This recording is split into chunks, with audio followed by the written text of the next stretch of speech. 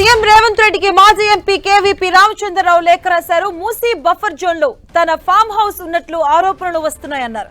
ఒకవేళ Musi buffer zone లో తన ఫామ్ హౌస్ ఉంటే 48 గంటల్లో తానే సొంత ఖర్చులతో కూల్చేస్తానని కేవీపీ స్పష్టం చేశారు. మార్కింగ్ తేదీ సమయం ముందే ప్రకటించాలని తనపై ఆరోపణలు చేస్తున్న ప్రతిపక్ష నాయకులు వారి అనుకూల మీడియాని తీసుకొచ్చి సర్వే చేయించాలి అని కేవీపీ విజ్ఞప్తి చేశారు. తాను క్రమశిక్షణ కలిగిన కాంగ్రెస్ కార్యకర్తనంటూ చెప్పారు కేవీపీ.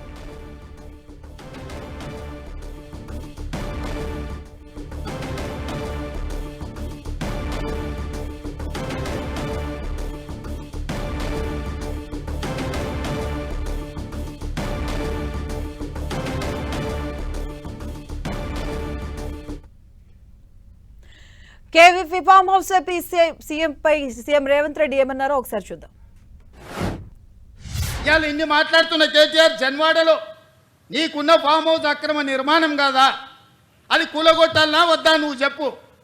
హరీష్ రావు అజీజ్ నగర్లో నీకున్న ఫామ్ హౌస్ అక్రమమా కాదా, దాన్ని కూలగొట్టాలనా వద్దా చెప్పు. సబితమ్మ నీ ముగ్గురు కొడుకుల పేర్ల మీద 3 ఫామ్ హౌసులు కట్టినావు కదా, పేద అరుపులు అరవకమ్మ, నీకున్న ఫామ్ హౌసులు కూడా లెక్కలు ఉన్నాయి, కూలగొట్టాలనా లేదా సబితమ్మ నువ్వు సలహా చెప్పు. మీకు వెనకంగా ఉన్న కేవీపీ రామచంద్రరావులై కూలగొట్టాలనా వద్దా చెప్పు. ఇవాళ అక్రమంగా ఫామ్ హౌసులు నిర్మించుకొని మీ ఫామ్ హౌసుల మీద ఎక్కడైతే తొలగింపు ఏటు పడుతుందో మీ ఫామ్ హౌసులు కూలుతాయని చెప్పి ఇవాళ పేదలను రక్షణ కవచంగా పెట్టుకొని ఇవాళ మీరు నాటకాలు ఆడుతున్నారు.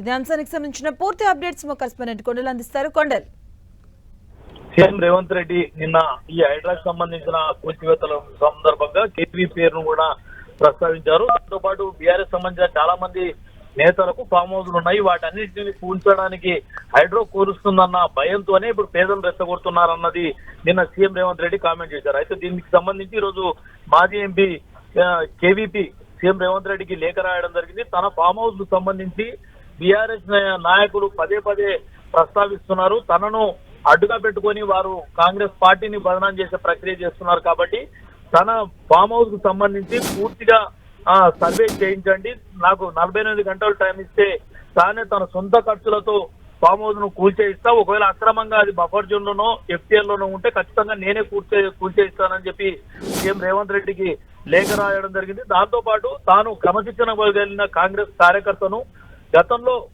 వైఎస్ హయాంలో కూడా మూసీ ప్రక్షాళనకు సంబంధించి నాటి ప్రభుత్వం ప్రయత్నం చేసింది. అయితే కొన్ని కారణాల ద్వారా అది ఆగిపోవడం జరిగింది. ఏదేమైనప్పటికీ కూడా మీరు ఒక సమర్థవంత నాయకుడిగా ఒక నిర్ణయం తీసుకొని మూసీ ప్రక్షాళనకు నడుం కట్టారు. కాబట్టి ఖచ్చితంగా ఒక కాంగ్రెస్ పార్టీ కార్యకర్తగా ఈ మూసీ ప్రక్షాళనకు సంబంధించి అక్రమ ఫామ్ హౌస్లే అనుకోండి, చెరువుల కబ్జాకు సంబంధించిన కూల్చివేతలకు సంబంధించి ప్రభుత్వం తీసుకున్న నిర్ణయాన్ని తాను స్వాగతిస్తున్నానని చెప్పిన కేవీపీ ఖచ్చితంగా తన ఫామ్ హౌస్ కు సంబంధించి వస్తున్న ఆరోపణలపైన సర్వే చేయించండి, మార్కింగ్ చేయించండి, మార్కింగ్ పారదర్శకంగా జరిగేలా చూడాలన్నది తప్ప నా కోరిక. అదే మార్కింగ్ లో ఖచ్చితంగా బఫర్ జోన్ లోనో ఎఫ్టీఎల్ లోనో తన ఫామ్ హౌస్ ఉన్నట్లయితే తానే వాటిని స్వయంగా కూల్చివేస్తానని చెప్పి లేఖ రాయడం జరిగింది. దీంతో ఇప్పుడు బీఆర్ఎస్ సంబంధించిన నేతలు ఎలా స్పందిస్తారని చూడాల్సి ఉంటుంది. ఏదేమైనప్పుడు కూడా ఇది ఫామ్ హౌస్లకు సంబంధించి ఒక తేనె చుట్టే కదిపినట్టుగానే మనం భావించాల్సి ఉంటుంది.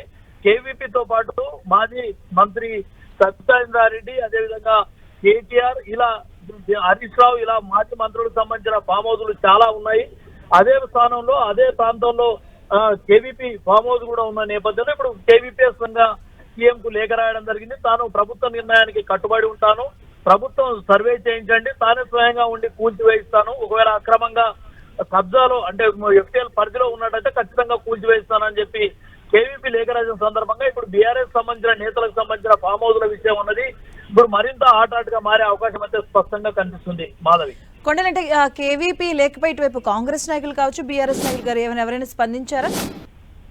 ప్రస్తుతానికైతే ఇంకా ఎవరు స్పందించలేదు. ప్రభుత్వం నుంచి అయితే ఒక సానుకూలమైన వాతావరణం అయితే వస్తుంది. ఎందుకంటే కేవీపీ అనేది కాంగ్రెస్ పార్టీకి సీనియర్ నేతగా ఉన్నారు. ఇక్కడనే శ్రీనివాసం ఏర్పాటు చేసుకొని ఉంటూ అత్యంత కీలకమైన నేతగా కూడా కాంగ్రెస్ పార్టీలో ఉమ్మడి రాష్ట్రం సమయంలో ఆయన చాలా కీలకంగా వ్యక్తిగా ఉన్న నేపథ్యం ఉంది. అయినప్పటికీ కూడా ఆయన ఫామ్ హౌస్ సంబంధించి ఒకవేళ అక్రమంగా ఎఫ్టీఎల్ పరిధే కానీ బఫర్ జోన్ లో ఉన్నట్టయితే తానే స్వయంగా కూల్చివేస్తానంటూ కేవీపీ ముందుకు రావడం అన్నది ప్రభుత్వానికి కూడా కొంత ప్లస్ గా మారే అవకాశం అయితే స్పష్టంగా కనిపిస్తుంది. ఎందుకంటే గత కొన్ని రోజుల నుంచి కేవీపీ పేరును బీఆర్ఎస్ సంబంధించిన నేతలు ప్రస్తావిస్తున్నారు. కేవీపీ బఫర్ జోన్ లో ఎఫ్టీఎల్ పరిధిలో ఉన్న కేవీపీ ఫామ్ హౌస్ ను ఎందుకు టచ్ చేయడం లేదు ప్రభుత్వం అన్నది ప్రధానంగా బీఆర్ఎస్ నేతలు ప్రస్తావిస్తున్న నేపథ్యంలో ఇప్పుడు కేవీపీ స్వయంగా ముందుకు రావడం, నేరుగా సీఎం రేవంత్ రెడ్డికి లేఖ రాయడం, ఆ లేఖలో కాంగ్రెస్ పార్టీకి తాను క్రమశిక్షణ కార్యకర్తలను ప్రస్తావించడంతో పాటు ప్రభుత్వ నిర్ణయాన్ని స్వాగతిస్తూ ఈ సర్వే చేయించండి, మార్కింగ్ చేయించండి, ఆ అవసరమైతే ఆ మార్కింగ్ కు చేసే సమయంలో బీఆర్ఎస్ సంబంధించిన నేతలు తనపై ఎవరైతే పదే పదే ఆరోపణలు చేస్తూ ఉన్నారో వారందరూ కూడా ఆ సర్వే చేస్తున్న సమయానికి వచ్చి అక్కడ దాన్ని సందర్శించాలి, ఆ సర్వే వాళ్ళందరూ దగ్గరుండి పరిశీలించొచ్చాలని కూడా ఆయన ఆహ్వానించిన పరిస్థితి ఉంది. దీంతో ఇప్పుడు ఒక్కసారిగా ఈ గోల్ పార్టీ బాలు బీఆర్ఎస్ కోర్టుకు చేరింది. ఇప్పుడు బీఆర్ఎస్ సంబంధించిన మాజీ మంత్రులు కేవీపీని ప్రస్తావించిన నేతలందరూ కూడా కొంత ఏకాటకంగా ఉండే అవకాశం అయితే స్పష్టంగా కనిపిస్తుంది. దీనిపై మరి బీఆర్ఎస్ సంబంధించిన ఆ మాజీ మంత్రులు ఎలా స్పందిస్తారన్నది ఇప్పుడు ఆసక్తికరంగా మారింది. కొనేనంటే కేవీపీ దేనికి సంబంధించి లేఖను ఇవ్వడం జరిగిందంటే ఏ ఏరియాలో ఏ ఫామ్ హౌస్ కి సంబంధించి ఏమైనా క్లారిటీ ఉందా? హఫీజ్ నగర్ కి సంబంధించి హఫీజ్ నగర్ లో కేవీపీ కుటుంబానికి ఫామ్ హౌస్ ఉంది. ఆ హఫీజ్ నగర్ లోనే చాలా మంది బడా నేతలకు సంబంధించిన ఫామ్ హౌస్లు కూడా అదే ప్రాంతంలో ఎక్కువగా ఉంటాయి.